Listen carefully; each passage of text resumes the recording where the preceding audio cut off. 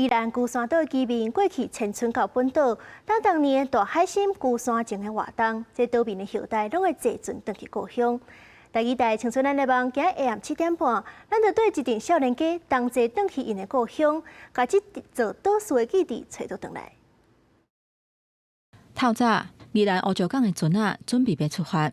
这是龟山岛社区发展协会每一年举办的大海参龟山前的活动。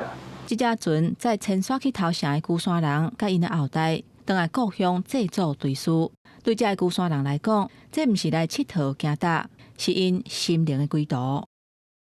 第一起来时阵，其实就是龟山人是头一辈起来。我甲迄阵我较细汉，我甲阮妈因拢亲戚因拢同齐。民国66年，龟山岛的居民因为生活艰苦，加上捌拄到风台扫来，或者居民住伫遐拢无通食。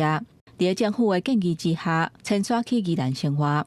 不过想袂到后来，龟山岛就被列作是军事区禁止定岛。已经搬离开的龟山人，自这起20几年，都敢若会当远远看伊的故乡。一直到民国90年，龟山里正式正名成功，这居民才总算会当搁一届回去因的故乡，找因的根。龟山岛的老伙仔甲讲你咯爱去迄落真正恢复龟山里哦，无后摆吼，后摆龟山岛的子孙啊吼，搁3代4代都袂记你啥。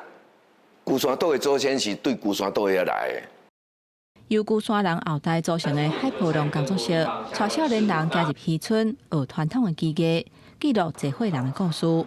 为做72角的风吹到捡鱼仔做标本，因用双手守护这块土地记忆。